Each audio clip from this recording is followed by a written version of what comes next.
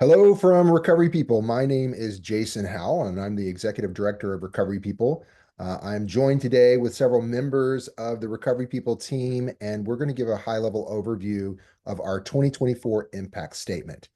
Know that this statement is available at recoverypeople.org, and it'll also be available in a PDF form that you can download from the website as well. So, without further ado, Recovery People was founded in 2009. We are a 501c3 nonprofit that's building a brighter future for Texans in recovery. Core to everything that we do, all of our work, it's leveraging the power and potential of peers. These are individuals with personal lived experience, as well as we want to elevate the voices and engagement of affected family members and allies. So, really, the entire recovery community. Our work focuses on key areas that we believe are central to the success of the community of recovery or the recovery community. That is normalizing recovery, protecting people in recovery, strengthening the recovery profession and field, and engaging or expanding access and opportunities for people in recovery. So we do this in several different ways. You can see our services listed there on the bottom, but probably the best way to get a visual understanding of it is on the second page. And this is an abbreviated logic model. So this is what we do and how we make the impact. On the far left-hand side, you'll see a column that's entitled Lines of Service, which then generate outputs, which is in that second column, that leads to the outcomes, which is in the third column, and finally the impacts that we're making, which I highlighted a little earlier. So starting back with our lines of service, you can see that we have awareness programming that's really targeting the public, advocacy programming that targets policymakers, workforce development programming that obviously is targeting the workforce or the labor. We have peer recovery organization development programming that is targeting the leaders or administrators of those organizations. We also have research programming, which really that is a thread that is pulled throughout all of our lines of service. And finally listed there is TRONE, the Texas Recovery Oriented Housing Network. And while that is a subsidiary of Recovery People, what you'll notice about TRONE and really all of our lines of service is that we weave them together. And really together is how we generate the outcomes and impact that we're known for. A little bit more about our outputs. You can see we do a lot. We cannot do this work without engaging a large statewide network. This past year, we engaged 3,724 individuals, over 1,232 organizations, as well as collaborated with, facilitated, participated in a total of 36 different coalitions, which can be formal associations or informal groups that come together around a particular issue. We celebrate Recovery Month. This year, we gave out 3 awards and produced a film. One of our online projects, our online content is the history of recovery in Texas. And so we have an interactive timeline that people can visit. Thanks to a grant from Google for Nonprofits, we're able to implement a pay-per-click marketing campaign. And I really want to highlight our conversion rate, 22.3% conversion. It's because our content is that compelling, as well as looking at our social media reach, over 4,000 fans and followers. We have not one, but 6 policy priorities that we focus on. A lot of our work is done through education, that's training and technical assistance. From our training perspective, you can see we do a lot of live trainings, over 94 sessions just this past year, nearly 2,000 people participating in those sessions. We awarded over $200,000 in scholarships. And to date, we have supported 88 individuals becoming certified recovery housing managers. From a self-directed training perspective, we have an online learning management system and post a lot of content there. You can see over the last year, people enrolled in 3,233 hours of education, and they completed 2,497. That's a 77.2% completion rate, which blows the average out of the water. So we're very proud of that. And technical assistance. That's getting people connected to resources and providing consulting. The number one reason why people come to our website is to contact us. And so overall, over the past year, staff have engaged individuals in technical assistant cases. That's 1,428 cases. So we do a lot of technical assistance.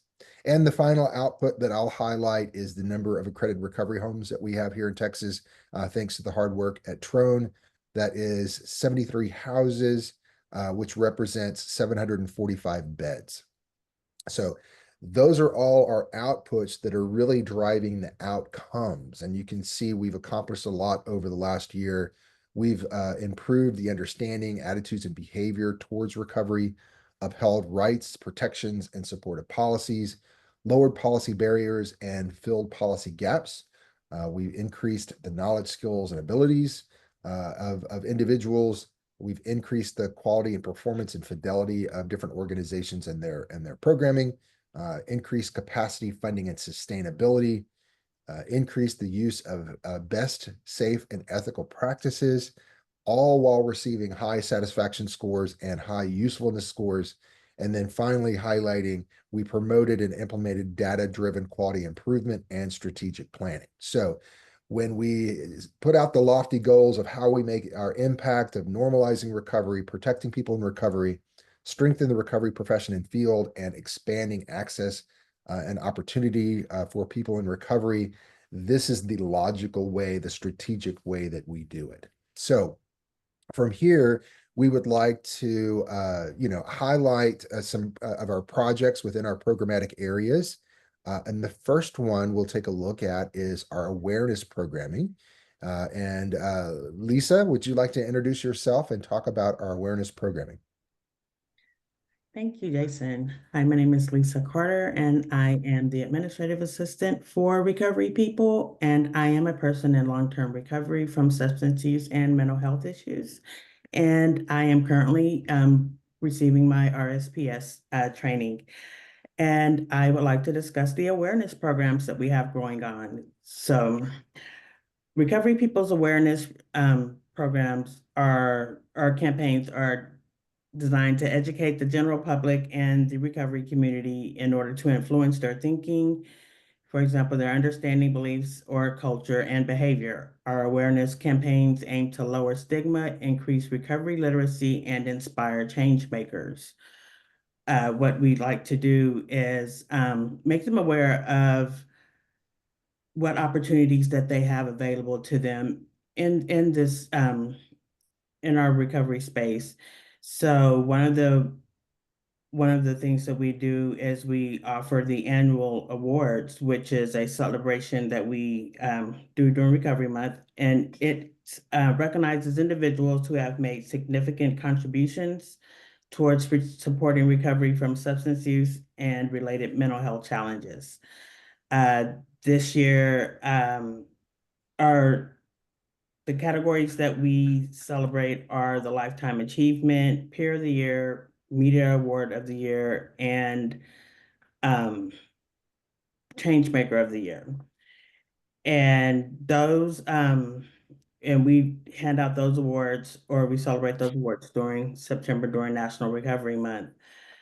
Another one of our campaigns is that we did this past year is a documentary film, which is Humanly Possible. We combined that with a fundraising opportunity, and that was it was a documentary of Texans shaping recovery. It spotlighted 5 different change makers who used their lived experience to help others and influence the history of addiction recovery in Texas. And we've also, because of the success that we had with the first one, we've already begun pre-production on the follow-up, which will be released in 2025, and this will be part of a ongoing series. So feel free to contact us at recoverypeople.org for more information or to inquire about sponsorship opportunities. In fact, all of the information that's available for our awareness programs is available on our website. And you can also reach out at info@recovery.people if you have any .org if you have any questions. One of our another project that we have is a more interactive project that is the history of recovery in Texas. And this project, this shows this is a timeline where the recovery community can actually contribute, and they can offer events that have happened in the history to shape recovery in Texas, and they can be added to our timeline, and they can constantly see how our recovery is being shaped, how their recovery is being shaped. Nothing about us without us, and they are a part of this. This is theirs. And again, this is also available on our website. So when you have an opportunity, please come and visit our website and take a look around. We have some great opportunities, our awareness programs. From there, you should be able to find opportunities that'll take you towards the workforce development, if you wanted to get involved in any of our trainings. If you wanted to learn more about advocacy, we have a whole advocacy department. And if you're interested in opening your own recovery home, or even interested in finding a recovery home, we have there's information there for that as well. And thank you very much. And I will allow someone else to take over. Thank you. Thank you, Lisa. And next we have advocacy. Elizabeth, would you like to talk to us about Recovery People's advocacy programming? Absolutely. This is one of my favorite topics. Hi, everyone. I'm Elizabeth Henry. I'm a woman in long-term recovery, and I have the privilege of being the director of policy with Recovery People. The future of recovery is currently being dictated by policy just as much as it is being shaped by our past and present activities in the greater community and across the country. Recovery People is a leading advocacy organization in Texas, and our span actually goes into other states. And in our policy advocacy, we work hard to educate policymakers and stakeholders about our important policy issues. And through that process, we are hoping to empower the recovery community by also providing them with training and technical assistance to further shape our policy and program development. Part of that also comes with a lot of networking and organizing our stakeholders around these different issues. We have to continue to advocate for the voice of lived experience and the establishment of recovery policies at the state and federal levels that will reduce barriers. We do this by raising awareness through training, technical assistance, and deep collaboration with many other of our partner organizations. ABCs of Advocacy and Recovery Day are two ways that we provide training, technical assistance, and community organizing at the same time. We do this working with two of our more significant community partners, the Association of Substance Abuse Programs, also known as ASAP, and the Texas Association of Addiction Professionals, also known as TAP. Another way that we help provide policy advocacy support and technical assistance is with our work with the Texas Coalition for Healthy Minds, and there are 40+ member organizations that are a part of that coalition. This is a working advocacy coalition that is aiming to increase consumer access and quality mental health and substance use policy at the state level. So we have 6 different policy priority areas, and as much as I would like to carry 6 different pieces of legislation through the next legislative session, that is not humanly possible. But right now, I'd like to focus on 4 areas of our policy priority issues. The first one is rights and protections. Texans in recovery, as many of you know, face a lot of barriers Exploitation, discrimination, and other obstacles prevent a lot of people from accessing the help that they need. So ongoing patient brokering and fair housing discrimination is a continual issue in Texas, and we work very hard to educate our community and our providers around these important issues. This is why updating patient brokering laws and creating a statewide reporting mechanism for these issues is a main priority for Recovery People, not only going into this legislative session in January, but also for the last two previous legislative sessions. And that may seem like 6 years is a long time to spend on an issue, but typically it can take 3 legislative cycles in Texas for change to really start to happen. The second one that I wanted to talk about are our recovery organizations. There is some confusion around what a peer recovery organization is and the type of services that they provide. Establishing a definition of peer recovery organizations in statute will help clarify their structure and provide fidelity in funding and future programs. PROs are typically nonprofits that are managed and governed by members of the local community who identify as people in recovery or affected family members.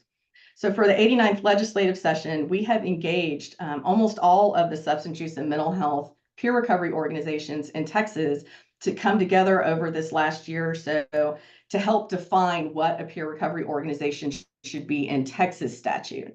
And so with that information, we are supporting a policy that would define PROs in Texas statute, again, to help provide fidelity for future funding and programs.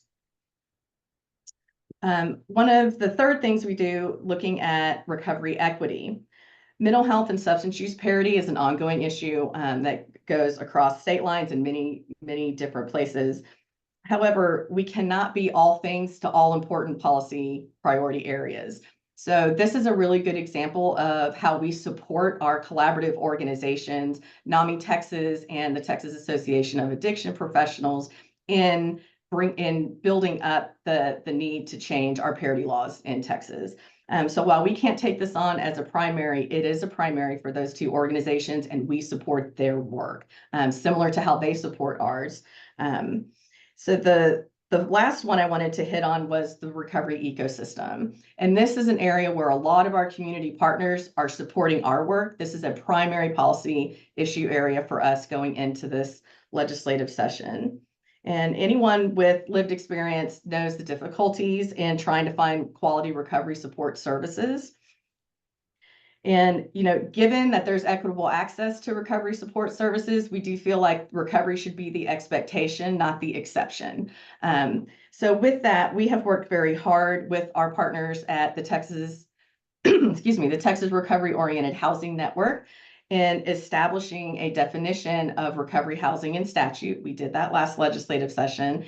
And so now going into this one, we need funding. And so we're working very closely with Trone, with ASAP, with the Texas Coalition for Healthy Minds to help provide a line item within general revenue that would provide consistent ongoing funding for the expansion of level 2 and level 3 recovery housing.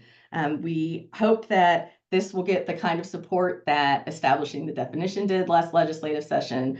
But again, it is one of the ways that we work closely across different areas within our team and also within our community. And so with that, I will kick it over to Christine. Awesome. Thank you so much, Elizabeth. My name's Christine Zimmerly, and I'm the peer-to-career coordinator with Recovery People. I'm a person with lived experience in long-term recovery from substance use disorder and other mental health challenges.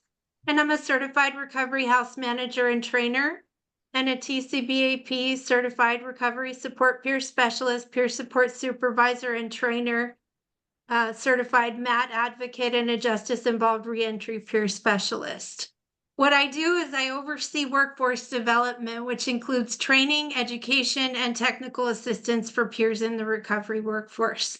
2024 was a very exciting year for Recovery People in Trone, in which we trained and supported nearly 2,000 individuals, 109 organizations, and 49 recovery residences in their career development and recovery support with continuing education.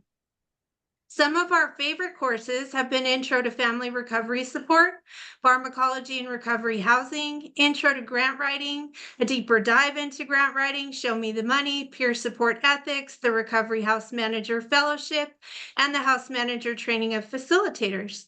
Some examples of the popular training courses that we have offered are stated on the document on the screen. Throughout this year, Recovery People in Trone has offered 94 unique training sessions to our Texas Recovery Support workforce and stakeholders. In workforce development, we're helping the Texas recovery workforce gain the education and training they need to be successful in the meaningful careers that are saving lives around the state. In our trainings, we offer a satisfaction survey for attendees to complete to help identify where we can do better and who we are reaching. 98% of our respondents would recommend us, 98% of our respondents found our trainings useful, and 98% of our respondents were satisfied. Through the support of a HRSA grant, we've been able to provide recovery housing manager training, a stipend, and supervised field experience to students, helping them become credentialed professionals in the field. What's especially inspiring is the transformation we've seen among our fellows, most of whom have come from marginalized communities. In 2024, the outcomes were incredible. 86% reported increased success rates in their recovery housing programs. And 86% also saw a decrease in residents returning to substance use after receiving the training.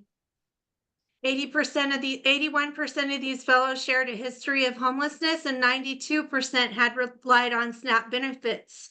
So fast forward to 1 year after completing the program, and 100% of the fellows were employed, an incredible milestone. Even better, 90% of them found work in the recovery field using their lived experience and training to give back to others. This program highlights the power of investing in people. It shows that when we provide opportunities, training, and support, individuals can not only rebuild their lives, but also become leaders in helping others find recovery. It's a ripple effect of hope and change. Thank you for letting me share this success story with you. And with that, I'll pass it over to Jason Pullen. Thank you, Christine. And my name is Jason Pullen. And I am a person in long-term recovery from substance use and mental health issues. I'm also a recovery support peer specialist and a mental health peer specialist, as well as a certified recovery housing manager. We've heard from a lot of different departments so far, all of which kind of combined into the next two areas that we're going to talk about. The first one is peer recovery organization development. And we're highlighting our project called Prosper. And Prosper stands for the Peer and Recovery Organization's Sustainability, Planning, Equity, and Research. All that is a lot to say that we basically have a purpose to do three things. One, we want to drive policies, as Elizabeth was talking about earlier. We want to access diverse streams of revenue, and we want to advance the integration and provision of recovery support services in a recovery-oriented system of care. So what does all that mean? That means that we are expanding the network, the social impact network. Recovery People has really, we're trying to link a network of providers with a network of funders is one of the key things that we're trying to make those people get to the table together, as well as other stakeholders. We're developing sustainability models and strategic plans that will be effective for the providers as well. And we're multilaterally identifying policy, knowledge, and capacity, strengths, weaknesses, opportunities, and threats, or SWOT analysis, and multi-directionally developing and implementing solutions, advocacy, awareness, training, and technical assistance, as we've already talked about in all of these things. So the Prosper Grant, we have an advisory committee, we have a working a work group, and we also have regular trainings that we conduct through the Prosper Network monthly. And moving on to Trone, which is the Texas Recovery Oriented Housing Network. I am the director of Trone, and we are the NAR affiliate. It's the National Alliance of Recovery Residences, which means that we are the only certification body and the only recognized accreditation body besides Oxford House in Texas. And what that means is that we do accredit recovery homes. However, we do a lot more than that. We do a lot of advocacy. I work with Elizabeth quite a bit on, as she mentioned, working with Trone on some of the defining recovery housing and trying to get funding as a line item in our legislature. We work closely with Christine in the workforce development alongside the recovery house managers. As well as doing all kinds of other trainings. We have a Trone learning community once a month where we bring people in to discuss topics related to recovery housing, and it's open to anyone interested in recovery housing in Texas. We've had guests such as Dr. David Best and Dr. Amy Miracle come and present some of their research. And it's open to anyone and everyone. And a lot of times we just sit around and talk about topics that are related to operators and residents in recovery homes.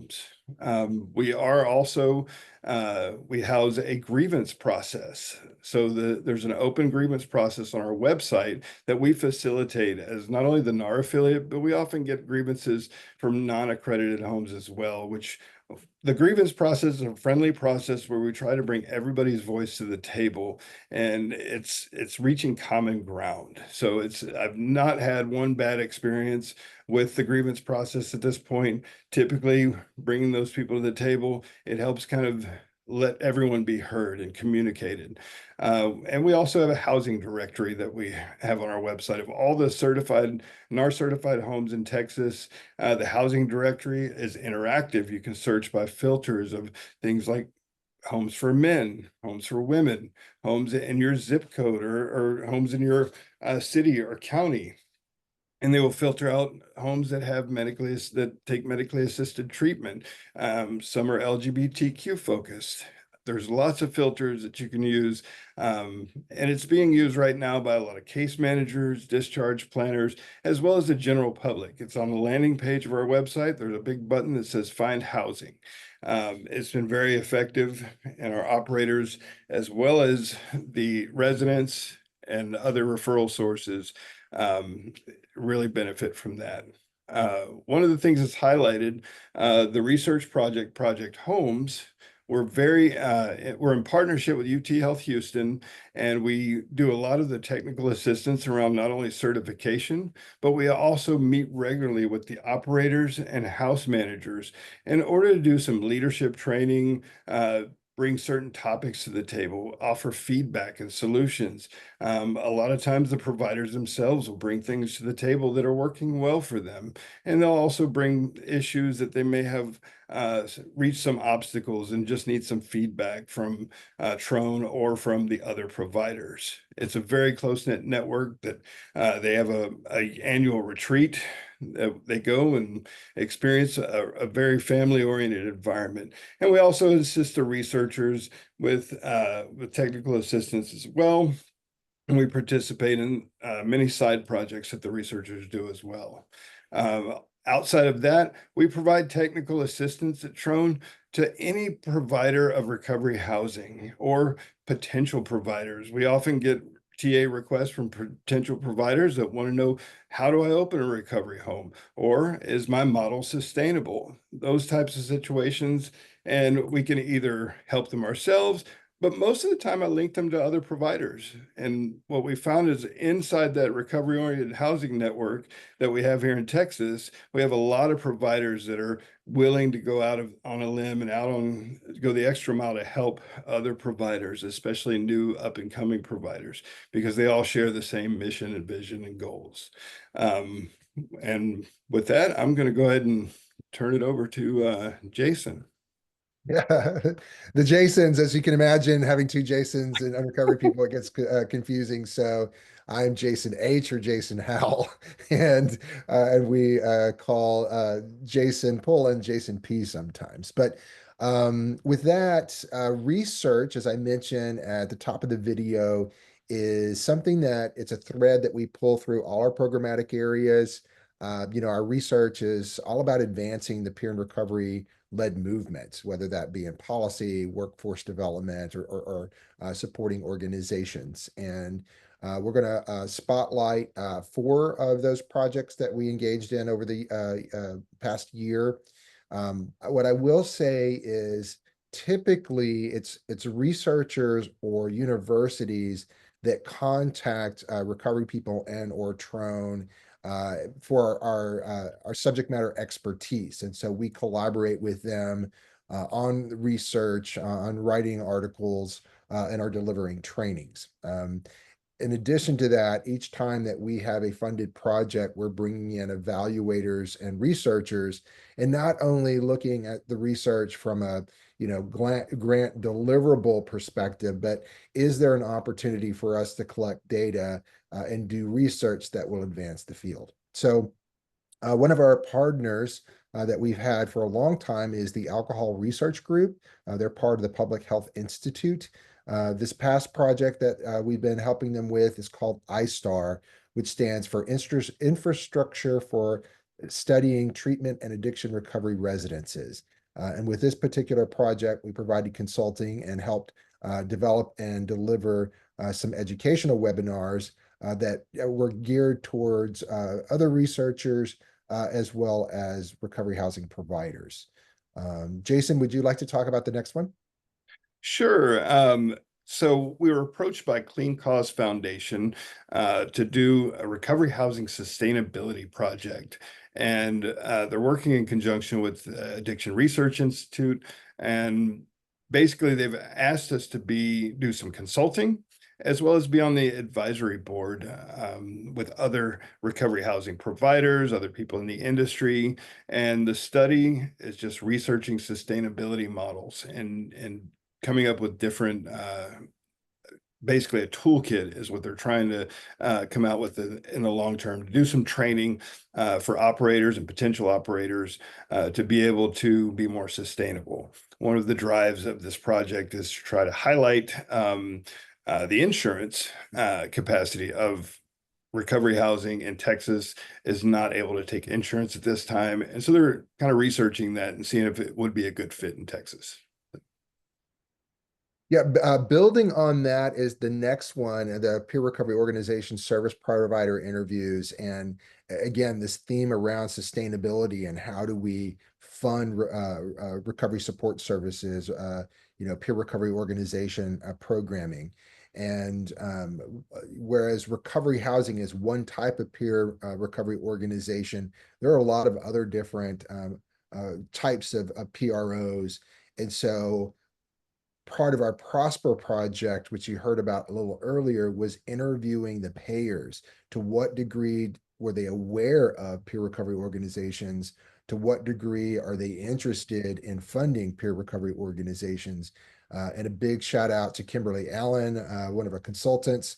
Not only is she a person in long-term recovery and a peer specialist, but she has had a long career in negotiating contracts with third-party payers. So she was a perfect person to be able to speak both the recovery language and the payer language and conduct those interviews. The findings from those interviews will be part of our strategic plan that we'll be publishing in 2025. And then I'm going to toss the ball back over to you, Jason, to talk about the last one. Sure. And this one is near and dear to my heart, the Recovery Housing Endorsement Checklist. We have been coming up with just areas that may need additional quality standards to be met to become endorsed. And what it means by being endorsed would be that a person, as they're looking through our housing directory, they see that a provider is endorsed in a certain area. It means that they've gone through a more stringent checklist, and they have the proper training and cultures and the ability to meet the needs of a certain population.